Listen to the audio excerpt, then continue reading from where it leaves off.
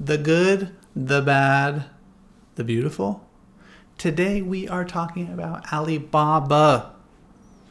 I'm Chill Deal Trades. I use my 12 years of stock market experience to help you win in the markets. So today we're going to dive into everything Alibaba. Alibaba's been on a tear recently, so we want to kind of dive into what happened in the first place. Why has Alibaba been in a 3-year bear cycle? Second thing is, why is Alibaba rising recently? And last, and probably my favorite, is looking at the chart analysis, technically what is happening, and what are some important price points for us to pay attention to. Okay, let's kick it off. The sell-off, I call it the two-headed dragon. In 2021 and 22, there was just a wave of bad news coming out of China, like insane amounts. I've been covering Alibaba for 4 years now. And one of the biggest things that happened was the basically real estate crash that happened. Basically their entire market cratered, kind of like, remember what happened in the US in 2008? Everything just crashed, very similar to China, but probably 10 times worse because of how big their population is. And that really just sent the whole economy into a crash.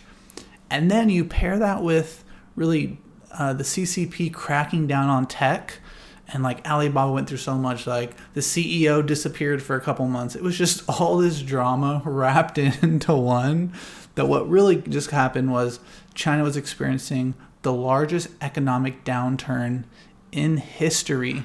China's been a country historically really started blowing up to 8 to 12% growth a year. And in 2002, it was a 3% GDP growth. That is an extreme low for China historically. And that just sent everything in China going into this long-term bear market.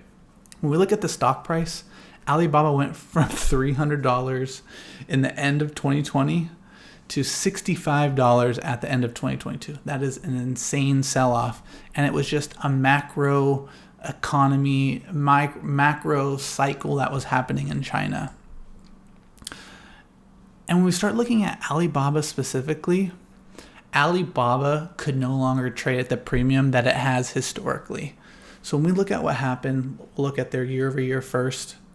Alibaba's been a company 30, 40, 25% growth year over year for the last however long. And that's why Alibaba has been the best performing Chinese stock for a long time. But post-COVID boom, we really started seeing negative or low growth. This is something that Alibaba has never experienced. They saw their profit margins getting squeezed from inflation. And again, that sent the stock just cratering. Alibaba had never experienced this for the first time, and people were responding from selling the stock off like crazy. And the sad thing is, even though Alibaba is going a bit on the tear right now, we're not out of the woods quite yet. If we look at consumer confidence, all-time low, at least from the last few years. China's economic story, like 1 out of every 5 Chinese say that they're unemployed. 20% rate, that's insane for an economy. How are you supposed to have an economic boom when your unemployment rate is that high? And the last thing is their GDP growth, this chart here. As I was saying, they live between this 8 to 12% for 20 plus years. And the last few years, they've been at 5%, 3%, 4%. For China's economy to really turn around, they are a country that cannot function at 3 to 5% growth. They need to get at 5 or above to really trade at the premiums they have historically and for their economy to turn around. But let's get to the positive. Have the tides shifted? This is what we're all curious about. We have just seen this wave of news called over the last month, 2 months of a lot of interesting from different angles coming out. The first one I want to highlight is China came out and said that they are turning on the money printing. So their rates are at an all-time low as of the last couple years, and they're spending money to really try to reboost the economy. So that's a big thing.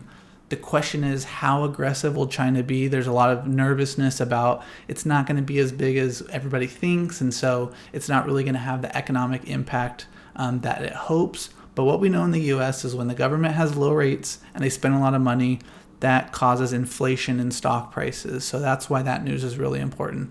And that inflation typically happens at the largest companies. Think of the Mag 7 in the U.S. over the last 4 years. What's happened to those stocks? It's because of a lot of spending and really low rates. And then coming out of that, those guys were just still making so much money as they are today. The next thing, Alibaba specifically, wildly large buyback program. So we know when big companies start to buy back shares at a really significant rate, it puts positive buying pressure because there's less liquidity. And so with new investors coming in, like you'll see right here, Tepper, so big buys plus Alibaba buying their stock back, it's drying up some of the liquidity that's grown over the last couple years. In the most recent news around AI, just today, Alibaba collaboration with Apple. So they're apparently working on the new iPhones in China. This is probably for Apple trying to work with the Chinese government because of all the trade wars.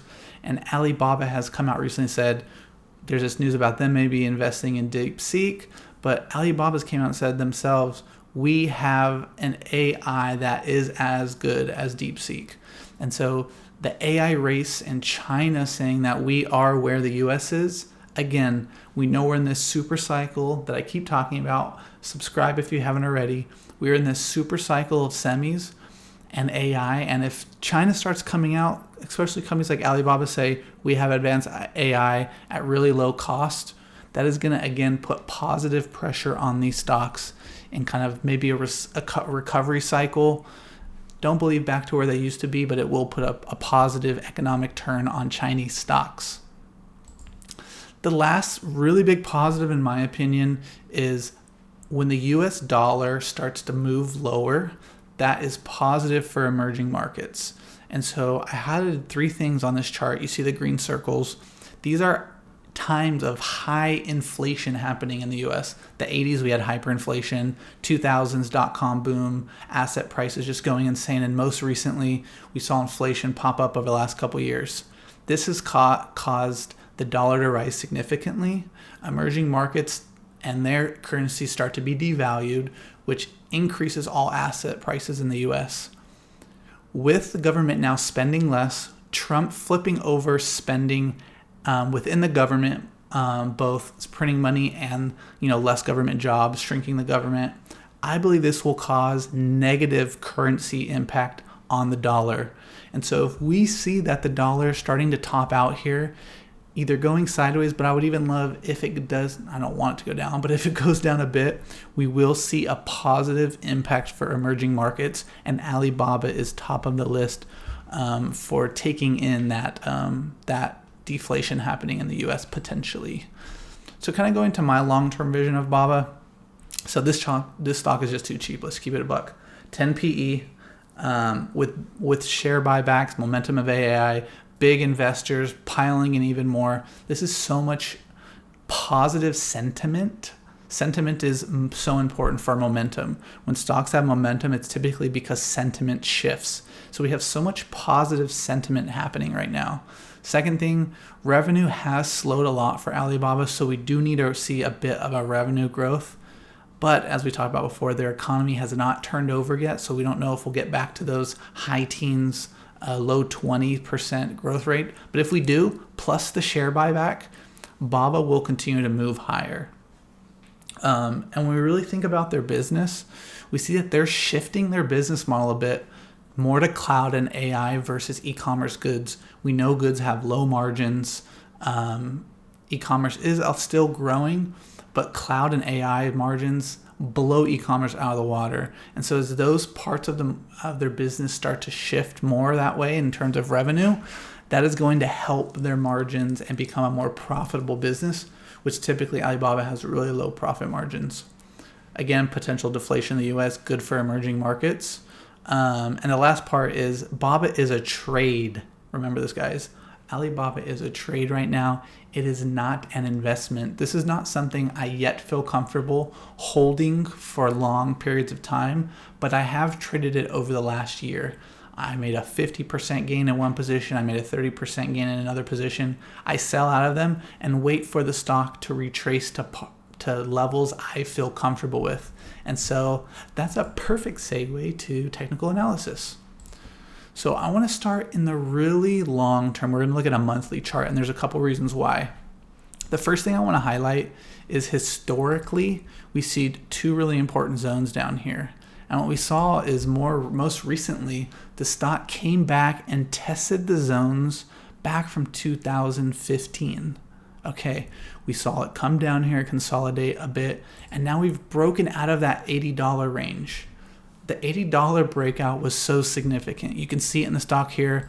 We had that first news come out. It came back down and hit 80. That's where I bought in. I said, if it stays at 80, then this is a bullish for the stock, saying we've broken out of this lower range that we've been in for over a year. And now it's broken out. And so now we're testing this prior high here and really big resistance around the $115 price mark. But the positive for this is we've broken out at 80. That is huge. Something we want to pay attention to a little bit more recently is this $100, $105 price mark. I'm going to look at some charts real quick. So we look, see, I'm going to zoom into it again right here. Oops, didn't want to do that. We see on the long term, really, the reason we're looking at such a long term is we want to see, has the big picture changed?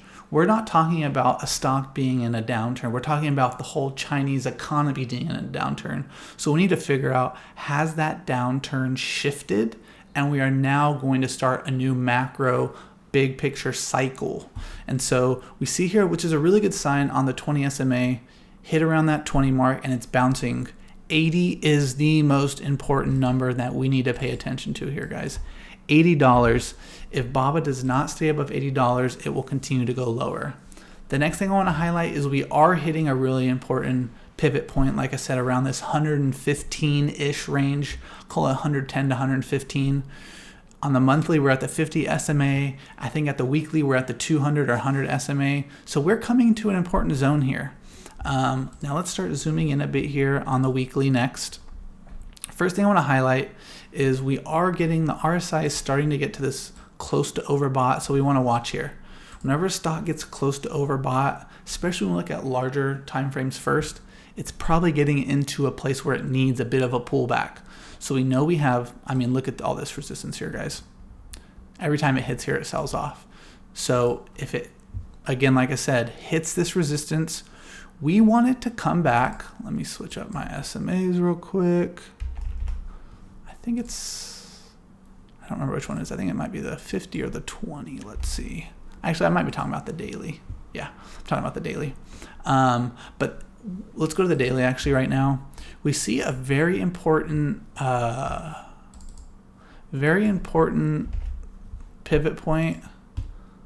I can't remember what chart it's on, but it's at $105. I'm moving around my buttons now. It's a really important pivot point around $105. Last time we were, let me move my picture. Last time you see this kind of consolidation zone around $100.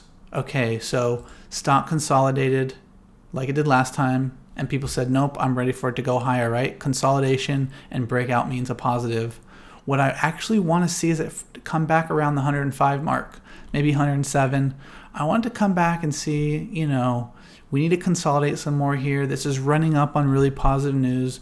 You look at the daily, we're in this overbought territory. So now is not the time to buy. I just posted a video the other day about Alibaba, quickly going over the charts, and we are in an area where I don't like to buy. This is not a good time to buy. We need to let things settle out. Does it continue to bounce off this really big resistance point, right? This 115 is such an important part to break in the long term, but this is something we need to pay attention to. So right now is not a buy.